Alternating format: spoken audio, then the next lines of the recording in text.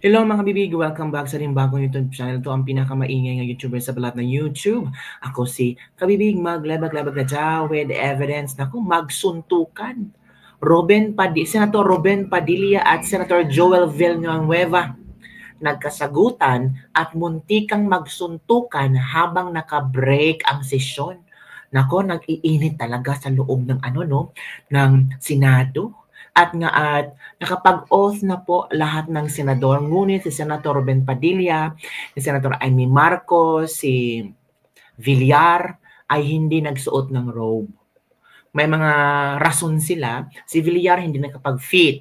Si Amy yata parang iwan ko mga kabibig, mga rason nila, mga kabibig. Nako, dito talaga makikita natin ba kung sino yung mga supporters ni VP Sara. Depende lang sa inyong pagtingin ha. Pagtingin lang talaga mga kabibig. So, ngayon, hindi pa rin natatapos ang sesyon ng Senado at pinagdedebatihan na nila kung i-dismiss ba ito or hindi mga kabibig.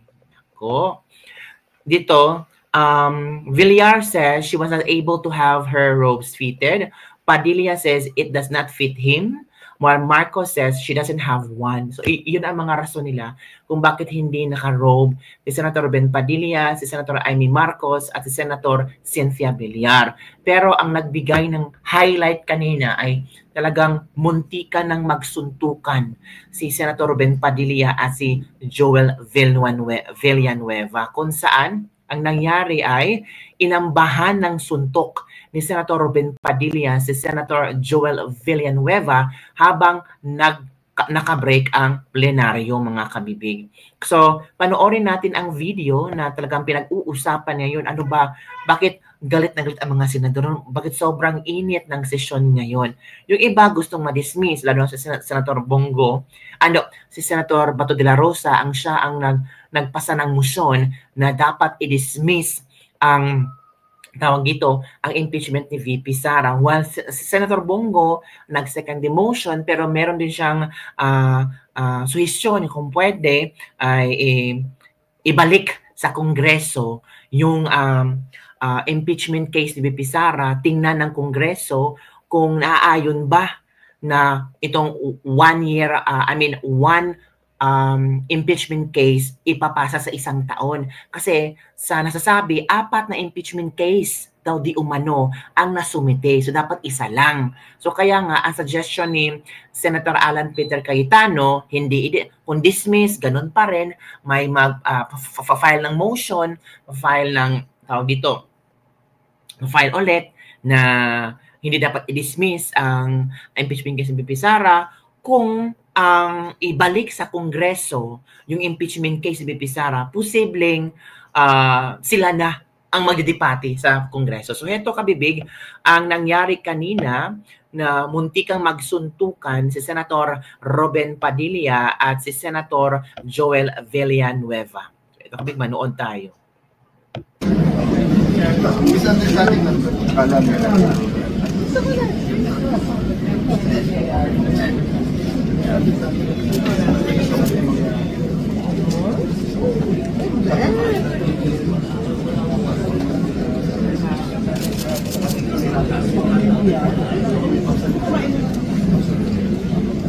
Grabe, ang init sa loob ng Senado. Kahit naka-aircon. My position. My position.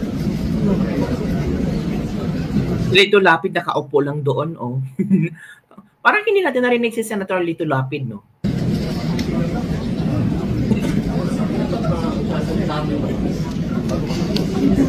We cannot dismiss unless clear enough to know. Mag-confirm daw today. That's what he said. That's what he said.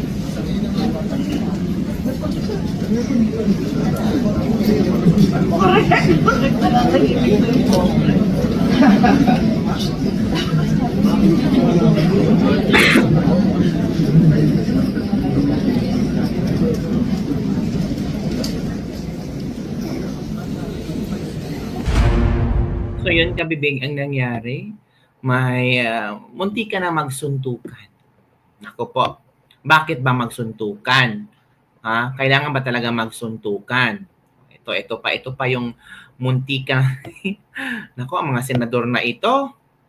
Well, buti lang daw na nandyan si Senator Alan Peter Cayetano kasi siya yung magko-cool down.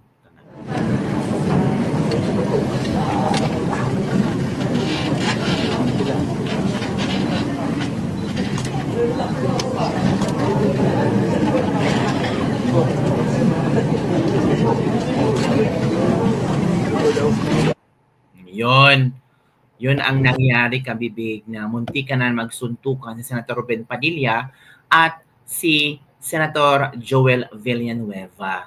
Pero kabibig, sa inahayag ni Senator Joel Villanueva na kukontrahin o susuplahin niya ang anumang motion ni Senator Ben Padilla sa plenaryo ng Senado ngayong araw kaugnay ng inihain itong resolusyon na layong ibasura ang impeachment case laban kay VP Sara Duterte.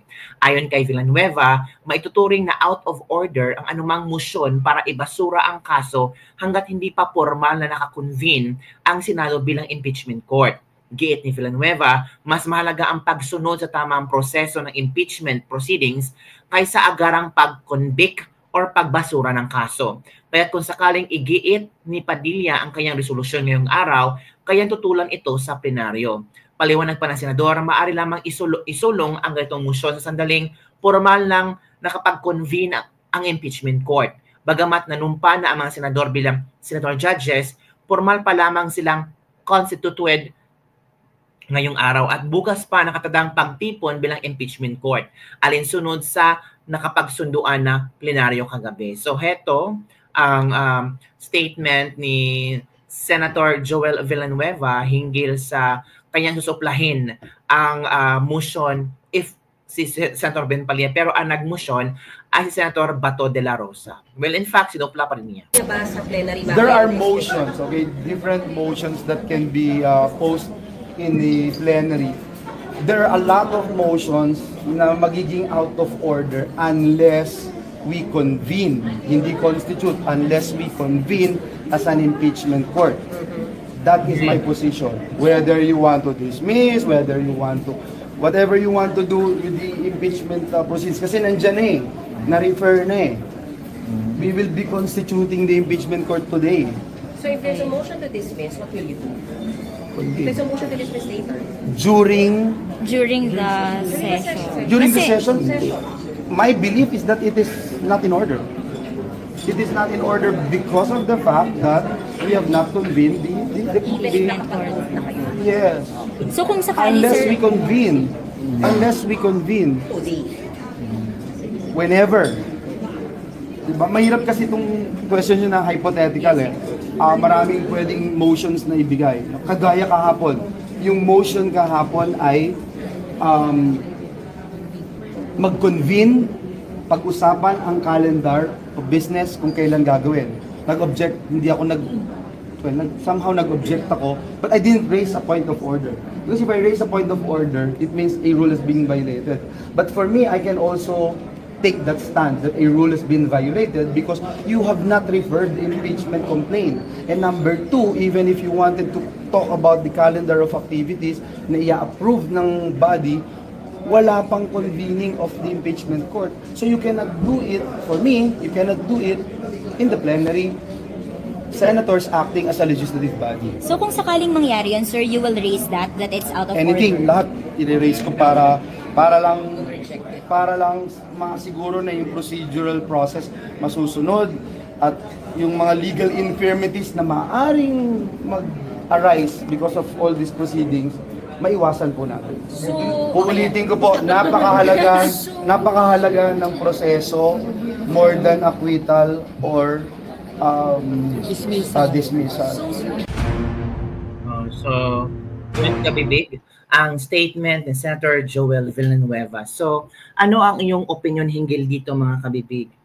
Comment down below. Tama lang ba ang motion ni Senator Bato de la Rosa na i-dismiss ang impeachment case ni VP Sara? Tama na rin ba ng pagsupla ang pagsupla ni Senator Joel Villanueva tungkol sa resolution or motion ni Senator Bato de la Rosa na i-dismiss ang tawag dito ang impeachment case ni VP Sara. Speaking of Senator Bato de la Rosa, meron siyang kaunting interview after ng dito, nung magsuot na sila ng robe.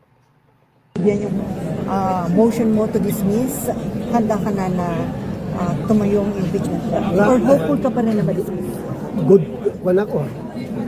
Good to go na ako dahil mag-vote na ako. Hindi na ako pwede umatras yan. So, whatever happens to my motion, tuloy lang ako, tuloy lang ako. Kasi wala yan, nalumpa na. Yeah, as senator, isa yan sa sinumpaan yung tungkulin, di ba? Na kapag may impeachment case, talagang may... But still, I'm optimistic na mapagbigyan. na papagbigyan yung aking motion. To dismiss. To dismiss. I am very optimistic. So, sir, kailan nangyayari yun? Today din ba? Kapag nag-convene na kayo impeachment court or sa mga susunod na araw pa? Baka today. Today din. So, i-reiterate mo yung iyong motion.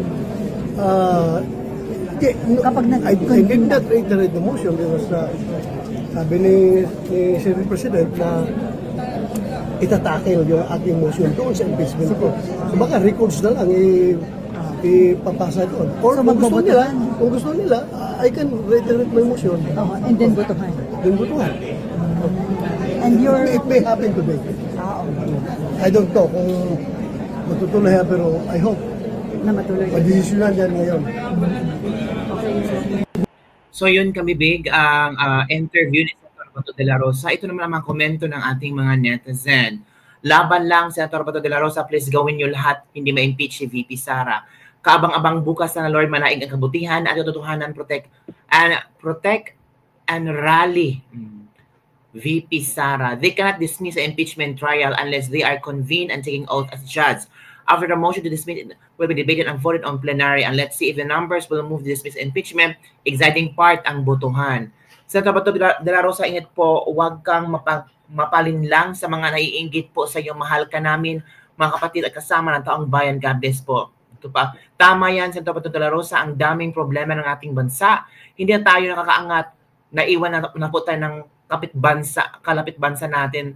Dati tayo ang tinitingala. Yun ang sinasabi ng mga ilang netizen hinggil sa ginawa ni Senator Bato de la Rosa. I love you, Tatay Bato. Sana nga para makalabas si Tatay Digong at kami mga OFW dito magkaroon ng day off at makapagpaghinga ng maayos. Go, Senator Bato de la Rosa, sir. Ayaw dyan og sugot na ma-impeach si VP Sara. God bless Senator Roland Bato de la Rosa. Trending na trending si Senator Bato de la Rosa ngayon. Takot na yung mga nagpirma sa impeachment ni VP Sara kaya atat-atatan sila na simulan agad. So yun po ang mga komento ng ating mga netizens. So ano ang iyong opinion hinggil dito? Parang trending at pinag-uusapan at marami ang nagsabi na maganda ang ginawa ni Senator Bato de la Rosa tungkol sa motion niyang ipadismiss ang impeachment case ni VP Sara. Yun lang kabibig. Don't forget to like, subscribe, and share this video. Bye everyone. See you next time.